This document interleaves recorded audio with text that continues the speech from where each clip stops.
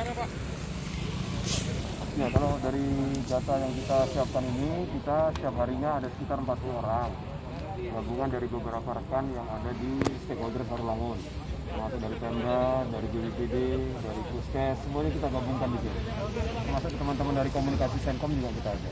Untuk perbatasan antar kabupaten, berapa personil yang di perbatasan Mandiangin dengan Batanghari? Kalau perbatasan Mandiangin Batanghari mungkin jumlahnya tidak sebanyak ini, mungkin sekitar 15-20 orang. Tapi karena ini adalah pos penyekatan batas, maka kekuatannya juga lebih besar karena kita nanti akan menghadapi tanggal 6-17 itu pelarangan bepergian atau berkendara dari batas-batas. Seluruhnya berapa personelnya? Kalau seluruhnya Sarulangun, seluruhnya Sarulangun itu personel yang terdata yang saya buatkan tugas untuk ini sekitar 130 orang. Nah, kalau untuk ada sudah yang kita bus ataupun kendaraan yang kita suruh putar balik? Kalau disuruh putar balik kemarin ada satu kendaraan pribadi karena memang orangnya satu kendaraannya tidak memiliki plat nomor dari wilayah Sumatera juga. Yang kedua, setelah disampling untuk hasil rapid testnya ternyata reaktif dan dia juga tidak membawa dokumen perlengkapan dokumen perjalanan yang diminta. Jadi kemudian kita putar balikkan. Sebelum pemberlakuan pelarangan mudik ini, nah untuk peningkatan arus mudik sampai hari ini seperti apa Polres di Jalan Sumatera ini?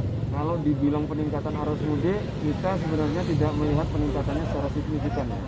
Tapi kalau arus kendaraan pribadi itu mungkin iya. Tapi kalau bus kendaraan umum sehari itu mungkin 2 atau 3 bus saja, travel juga 1 atau 2 saja. Artinya tidak ada peningkatan ya? Kalau peningkatan dari hari-hari biasa mungkin iya.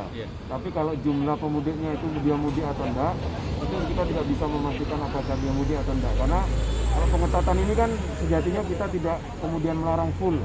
Tapi kalau dari 6-17 itu yang memang betul-betul dilarang betul orang untuk melakukan perjalanan. Pak, mendekati lebaran saat ini Pak, antisipasi pencurian kan sudah beberapa hari lalu ada juga pencurian buah sawit, tapi untuk antisipasi Iya. Saya pernah sampaikan sebelumnya yang namanya mendekati lebaran itu kebutuhan ekonominya akan naik. Untuk orang-orang yang mempunyai penghasilan rutin mungkin tidak masalah, tapi untuk orang-orang yang penghasilannya harian itu bisa mengganggu apalagi di masa Covid ini. Maka kemudian kita mengajak teman-teman Pokdar Kamtibmas yang ada di masing-masing kecamatan, yang ada di masing-masing polsek untuk membantu bersama-sama meningkatkan patroli di wilayah hukum polsek tersebut. Apakah ada penempatan sniper di tempat-tempat tertentu? Kalau sniper saya rasa menunggu situasinya saja. Tapi kalau sampai saat ini masih belum. untuk wilayah rawan saat ini di Ya kalau untuk wilayah rawan, kalau kita berbicara rawan kriminalitas di seluruh wilayah kita harusnya kita bilang tidak bisa satupun kita bilang aman. Kita lebih baik kita antisipasi daripada kita bilang aman, warga kemudian menurun kewaspadaannya. Bagus kita bilang kita tetap harus waspada tanpa harus memperhitungkan rawan atau tidak. Pak, untuk kendaraan yang boleh keluar dan masuk Sarulangun ini dalam operasi pengetatan ini yang seperti apa aja?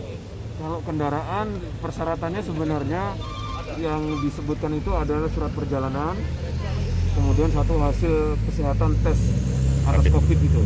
Kalau dia negatif ya mungkin boleh dan ada surat perjalanan tadi.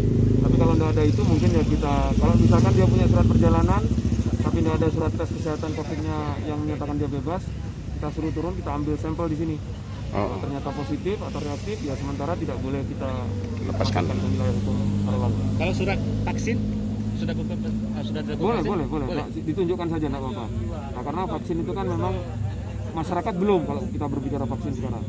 Masyarakat ini target ketiga. Target pertama kan nakes, target kedua itu lansia dengan pelayanan publik. Jadi masyarakat secara umum belum. Nah, kalau petugas-petugas yang tadi disebutkan nakes atau lansia atau pelayanan publik, pasti kan dia akan melaksanakan tugas ada kaitan dengan pekerjaan. Itu makanya ada surat tugasnya kalau itu. Tapi kalau enggak, ada surat perjalanan yang mungkin bisa ditandatangani di level kelurahan atau desa atau kecamatan. Kalau misalnya spesifikasi itu diperbolehkan melintas gitu ya? Kalau sementara ini sebelum tanggal 6-17 saya pikir masih boleh. Karena judulnya adalah pengetatan. Kalau dia memenuhi syarat untuk dia melakukan perjalanan silakan. Tapi kalau tidak memenuhi syarat ya mohon maaf harus disesuaikan. yang rapid kemarin dari mana?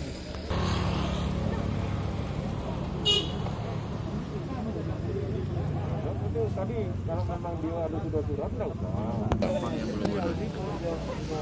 Berarti dia ada tidak ada surat, malah kita cek screening. Jadi mekanisme itu melakukan kan itu acak sebenarnya, tergantung dengan kesepakatan